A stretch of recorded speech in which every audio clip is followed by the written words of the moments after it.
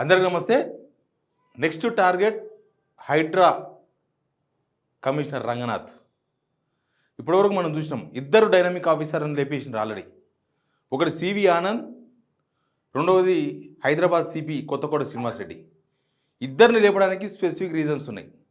ఏం రీజన్ అంటే ఎంఐఎం వల్ల ఫిర్యాదు మేరకు, ఎంఐఎం వల్ల ఒత్తిడి మేరకు ఓల్డ్ సిటీ మీద కొత్తకోట శ్రీనివాస్ రెడ్డి ఉక్కుపాదం మోపుతున్న ఒక కారణంతోన వాళ్ళు ఇచ్చిన ఫిర్యాదు మేరకు కొత్తకోట శ్రీనివాస్ రెడ్డిని తప్పించేసారు.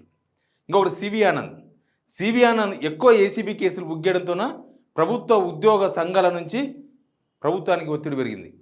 ఏసీబీ కేసులు ఎక్కువైపోయినాయి, ప్రభుత్వ ఉద్యోగులు ఫ్రీగా పనిచేయలేకపోతున్నారు, ప్రభుత్వ ఉద్యోగులు కొద్దిగా ప్రెషర్కు గురవుతున్నారని కొన్ని అనుకూల ఉద్యోగ సంఘాలు ప్రభుత్వానికి ఫిర్యాదు చేసినట్టుగా కొంత సమాచారం అందుతున్నది. కాబట్టి సివి ఆనంద్ ఉంటే ఇంతే, ఇది సివి ఆనంద్ కావాలని ఏసీబీ రైడ్స్ చేపిస్తున్నారు, ఎక్కువ మందిని పట్టుకుంటున్నారని ప్రభుత్వ ఉద్యోగులంతా ఫీల్ అవుతున్నారంట. అందుకని ఏసీబీ నుంచి ఆయన తప్పించేసిండ్రు. ఇప్పుడు ఒక విజయ్ కుమార్ అని ఒక పర్సన్ ఇచ్చిండ్రు. సివి ఆనంద్ పనితీరు మనకు తెలిసి ఎట్లుంటుందో, అందరు ఆఫీసర్లు ఒకలాగా పనిచేయరు. కొత్తకోట శ్రీనివాస్ రెడ్డి కూడా ఆయన మార్క్ వేస్తున్నాడు హైదరాబాద్ కమిషనర్ ఆఫ్ పోలీస్గా. ఇప్పుడు రంగనాథ్ వంతు వచ్చింది. రంగనాథ్ కూడా నెక్స్ట్ ట్రాన్స్ఫర్ లేపేయబోతున్నారు. నాకు అందిన సమాచారం మేరకు రంగనాథ్ను హైడ్రా నుంచి తప్పించబోతుంది ప్రభుత్వం. అది త్వరగా జరగబోతున్నట్టుగా ప్రభుత్వ వర్గాలు కొంతమంది చెప్తూ ఉన్నారు. ఎందుకు రంగనాథ్ను తప్పించాలనుకుంటున్నారు? ఏదో హైడ్రా తీసుకొచ్చి మొత్తం చెరువులన్నీ కూడా 1974లో తటాకాలు ఎంతవరకు ఉన్నాయో అంతవరకు మేము విస్తరిస్తాం, అవన్నీ కూడా పునర్వైభవం తీసుకొస్తాం, చెరువులకు మొత్తం కూలగొట్టేస్తామని ఇప్పటికే వేల ఇండ్లకు నోటీసులు ఇచ్చి ఇప్పటికే చాలా వరకు 300 కన్స్ట్రక్షన్స్ వరకు మొత్తం కూలగొట్టేసిండ్రు. ఇప్పటివరకు కూలగొట్టిన దాంట్లో వివిఐపీలు ఎవరూ లేరు, అంతా నార్మల్ జనమే ఉన్నారు, వాళ్ళని కూలగొట్టేసిండ్రు. ఇప్పుడు నోటీసులు అందుకున్న వారిలో కేవలం 2-3 మాత్రమే పెద్దవాళ్ళు ఉన్నారు, మిగతా వాళ్ళంతా కూడా పేదలే ఉన్నారు.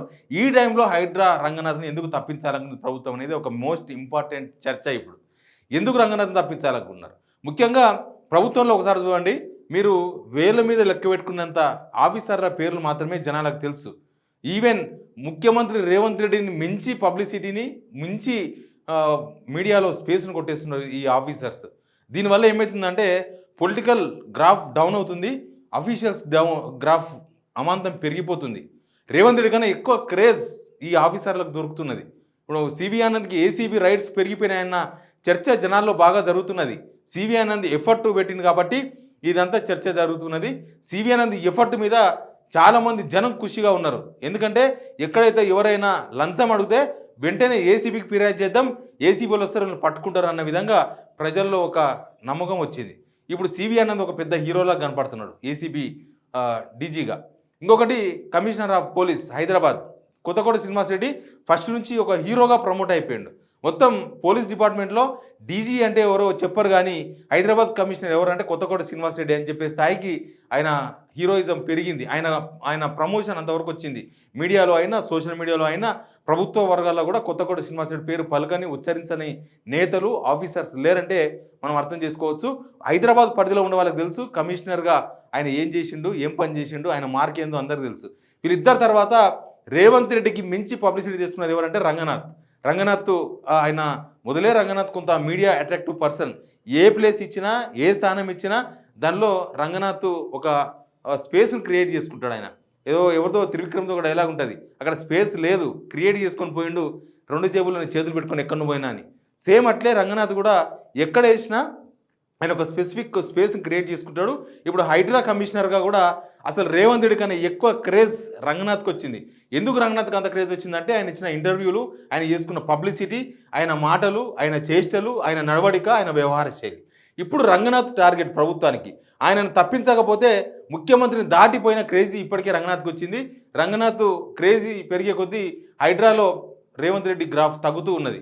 ఈయన క్రేజ్ పెరిగినప్పుడల్లా ఈయన నోటీస్ తీసుకుంటూ పోతున్నాడు, ఈయన క్రేజ్ పెరిగినప్పుడల్లా కూలగొట్టుకుంటూ పోతున్నాడు. ఇక్కడ ఏమవుతుందంటే ఈ నోటీసులు ఇచ్చినా కూలగొట్టిన రేవంత్ రెడ్డి గ్రాఫ్ డౌన్ అవుతా ఉన్నది.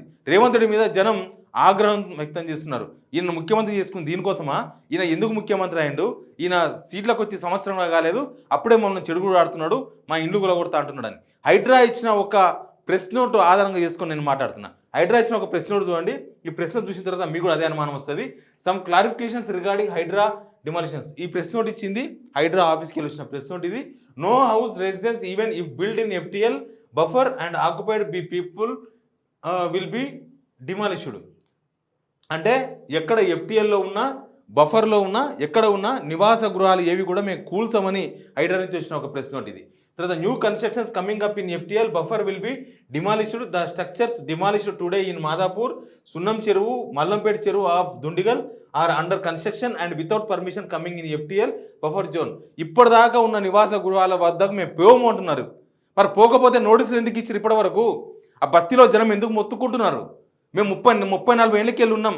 ఇందిరాగాంధీని చూసినాం, రాజీవ్ గాంధీని చూసినాం, NTRని చూసినాం, KCRని చూసినాం. ఈ రేవంత్ రెడ్డి ఎవరని అడుగుతున్నారు బస్తీ జనం. ఇక్కడ హైడ్రా కమిషనర్ రంగనాథ్ను ప్రశ్నిస్తున్నారు, ఈ రంగనాథ్ ఎవరని.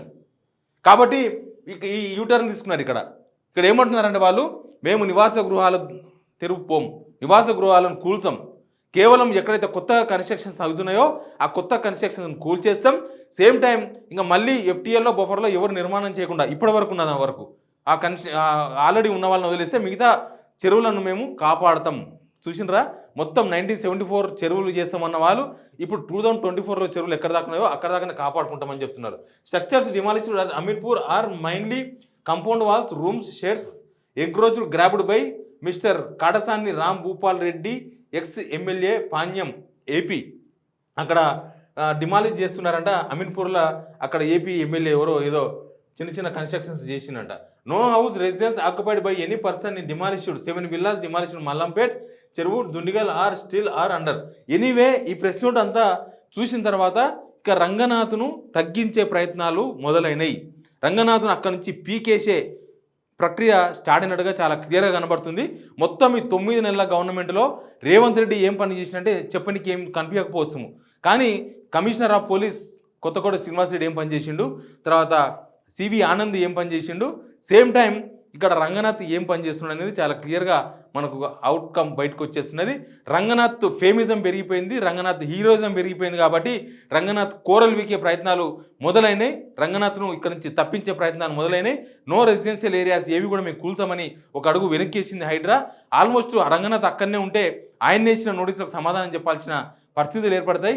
ఆయననే ఇదంతా FTL అని చాలా ఏరియాలు తిరిగి ఇవన్నీ కూలగొట్టేస్తామని మార్క్ చేయించిండ్రు ఆల్రెడీ. ఆ మార్క్ చేసిన ఏరియాలన్నీ కూడా ఏవి కూలగొట్టే సిచ్యువేషన్ ఇప్పుడు లేదు. జనాలు ఆల్రెడీ రివోల్ట్ స్టార్ట్ అయింది, ఆ విషయాన్ని ప్రభుత్వం గ్రహించింది. కాబట్టి హైడ్రాను కోరలు వీకాలంటే ముందు రంగనాథ్ను ట్రాన్స్ఫర్ చేయాలి. రంగనాథ్ అక్కడి నుంచి పీకేసి ఎక్కడనో ఏ లూప్ లైన్లోనో లేకపోతే ఇంకొక డిపార్ట్మెంట్లోనో ఏక తప్పదన్న ఒక అభిప్రాయం ప్రభుత్వ వర్గాల్లో వినిపిస్తున్నది. కాబట్టి నెక్స్ట్ టార్గెట్ రంగనాథ్ను ఎప్పుడో ట్రాన్స్ఫర్ చేయబోతుంది ప్రభుత్వం. అది ఇయ్యాలన్నా రేపా ఎల్లుండా ఈ వారమో తెలుస్తలేదు.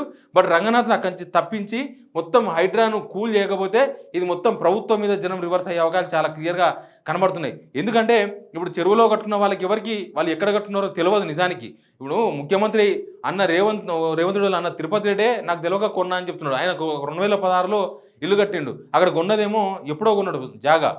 ఈ మధ్య 2 నెలల క్రితం కూడా అక్కడ ఒక 300 గజాల పార్కింగ్ ప్లేస్, సెక్యూరిటీ రూమ్ అవన్నీ కూడా కట్టేస్తుంది తిరుపతి రెడ్డి. మరి అంత ఫేమస్ అయిన అంత భూముల మీద అవగాహన ఉన్న రేవంత్ రెడ్డి ఫ్యామిలీ వాళ్ళే ఇది FTL అని తెలియక కొన్నప్పుడు సామాన్య జనం ఇది FTL అనో లేకపోతే ఇంకోటనో వాళ్ళకి ఎటు తెలుస్తుంది? వాళ్ళకి ఎవరు చెప్తారు? ఆఫీసర్స్ అంతా క్లీన్ చిట్ ఇచ్చినప్పుడు, అదే గవర్నమెంట్లో రిజిస్ట్రేషన్ చేస్తున్నప్పుడు, అదే గవర్నమెంట్ ఆఫీసర్లు పోయి ఇదే కరెక్ట్ అని చెప్పి ప్లానింగ్ అంతా ఓకే చేసినప్పుడు సామాన్య జనాలకు మనకు ఏమర్థమవుతుంది? సామాన్య జనాలు ఆగ్రహంలో ఆక్రోషంలో తప్పు లేదు, ఇక్కడ గవర్నమెంట్ తప్పు చేసినాయి. గవర్నమెంట్లు అంటే ఈ గవర్నమెంట్ కాకపోతే ఇంకో గవర్నమెంట్ ఆఫీసర్స్ మాత్రం వాళ్ళే ఉన్నారు. కాబట్టి నెక్స్ట్ టార్గెట్ రంగనాథ్ కాబోతున్నాడు. రంగనాథ్ను తప్పించేందుకు అన్నీ రెడీ అయిపోయినాయి. రంగనాథ్ను హైడ్రా కమిషన్ నుంచి తప్పించేందుకు ప్లాన్ అంతా కూడా సిద్ధం చేసిండ్రు. ఆఫీసర్స్ ఎప్పుడైనా సరే ఆఫీసర్స్ గవర్నమెంట్ను దాటి ఎప్పుడైతే ప్రమోషన్లోకి పోతారో, గవర్నమెంట్ని దాటి ఎప్పుడైతే ఫోకస్ అవుతారో అప్పుడు గవర్నమెంట్ వాళ్ళకు మండిపోతుంది. ఏ గవర్నమెంట్ అయినా కూడా అంతే. ఎందుకంటే ఒక ఈగో సిస్టమ్ ఎప్పుడు నడుస్తూ ఉంటుంది. మామూలు మనిషికి ఈగో ఉంటే ప్రభుత్వంలో ముఖ్యమంత్రి స్థానంలో ఉన్న వాళ్ళకు, మంత్రుల స్థానంలో ఉన్న వాళ్ళకు ఇంకా చాలా ఈగో ఉంటుంది. ఇక్కడ ఏమైందంటే ఇక్కడ ఎవరైనా ఒక శాఖకు మంత్రి ఎవరంటే బహుశా తెలంగాణ జనానికి ఇప్పటి కూడా చాలా మందికి తెలియదేమో, కానీ రంగనాథ్ ఎవరో అందరికీ తెలిసిపోయింది. కాబట్టి రంగనాథ్ను తగ్గించాలి, రంగనాథ్ కోరలు వీకాలి, హైడ్రాను వెనుకకు జరపాలంటే రంగనాథ్ని కొంచెం ట్రాన్స్ఫర్ చేయక తప్పదు అన్న అభిప్రాయానికి ప్రభుత్వం వచ్చినట్టుగా కనిపిస్తుంది. అందుకే ఈ ప్రెస్ నోట్ ఒకటి మనకు కనిపిస్తున్నది. ప్రభుత్వ వర్గాలు చెప్తున్న సందేశం మేరకు, ప్రభుత్వ వర్గాలు చెప్తున్న వివరాల మేరకు హైడ్రా కమిషనర్ నుంచి రంగనాథ్ తప్పించేందుకు స్కెచ్ అంతా కూడా రెడీ అయిపోయింది. రంగనాథ్ను అక్కడి నుంచి తప్పించబోతున్నారు. నెక్స్ట్ టార్గెట్ రంగనాథ్ అని వాళ్ళందరూ కూడా చెప్తున్నారు. చూద్దాం ఎప్పుడు జరుగుతుందో ఇది. రంగనాథ్‌ని తప్పించేసిర్రంటే ఇక హైడ్రా అంతా కూడా డిస్పాచ్ అయినట్టే. ఇప్పటిదాకా హైడ్రా ఏదో చేయబోతుంది, హైడ్రా ఏమో చేయబోతుంది. ఇప్పటిదాకా వాళ్ళు చేసింది ఏం లేదు. పెద్దలను వదిలేసి పేదలు మాత్రమే కొట్టిండ్రు. ఈ పెద్దల నుంచి తీవ్రమైన ఒత్తిడి పెరిగింది ప్రభుత్వం పైన. మురళీమోహన్‌కు నోటీస్ ఇచ్చారు 30 రోజులు. ఆయన కోర్టు కోతలు స్టే తెచ్చుకుంటాడు. ఆల్రెడీ తిరుపతికి నోటీస్ ఇచ్చారు. ఆల్రెడీ 10 రోజులు అయిపోయింది. ఆయన కోర్టులో స్టే తెచ్చుకుంటాడు. ఇయ్యాల రేపు ఆల్రెడీ కోర్టులో ఆయన కేసు కూడా ఫైల్ చేసుకున్నాడు. ఆ కాలనీలో ఎక్కడైతే దుర్గం చెరువు కాలనీలో దుర్గం చెరువు మునకలో ఉన్న కాలనీలు ఉన్నాయో వాళ్ళందరూ చాలామంది హైకోర్టుకు పోయినారు. హైకోర్టులో ఈ రోజు రేపు వాళ్ళందరికీ ఏదో ఒక స్టేనో ఇంకోటో స్టేటస్ కోనో వచ్చే అవకాశాలు చాలా క్లియర్‌గా కనబడుతున్నాయి. కొంతమందికి ఆల్రెడీ స్టే కూడా తెచ్చుకున్నట్టు చెప్తున్నారు. ఇదంతా ఈ ఈ ఈ పరిణామాలంతా చూస్తూ ఉంటే నెక్స్ట్ టార్గెట్ పెద్దలను కొట్టక తప్పదు. పెద్దల మీదకి పోక తప్పదు. వాళ్ళ మీదకి పోయిందంటే ప్రభుత్వానికే డేంజర్. ప్రభుత్వమే డిఫెన్స్‌లో పడే అవకాశం ఉంటది. వాళ్ళ అవసరమైతే ఢిల్లీ దాకా పోయి మేనేజ్ చేసుకునే సత్తా ఉన్నవాళ్ళు. కాబట్టి అంత రిలేషన్ అంత సర్కిల్ ఉన్న వాళ్ళు. కాబట్టి ఇదంతా ఇక్కడితో ఆపపోతే వ్యవహారం ఎక్కడో చాలా దూరం పోతుందన్న ఒక సంకేతం ప్రభుత్వానికి అందినట్టుగా కనిపిస్తున్నది. అందుకే హైడ్రా కమిషనర్‌గా రంగనాథ్ తప్పించడమే నెక్స్ట్ టార్గెట్‌గా ప్రభుత్వం పెట్టుకున్నట్టుగా కొంతమంది చెప్తూ ఉన్నారు. అది ఎప్పుడైనా చూద్దాం. బట్ రంగనాథ్‌ని మాత్రం నెక్స్ట్ టార్గెట్ చేసిన ప్రభుత్వం రంగనాథ్‌ని తప్పించేందుకు అంత ప్లానత కూడా అయిపోయినట్టుగా చెప్తున్నారు. Please subscribe signal TV.